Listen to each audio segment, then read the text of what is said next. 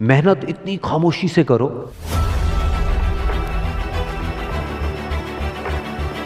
कि कामयाबी शोर मचा दे।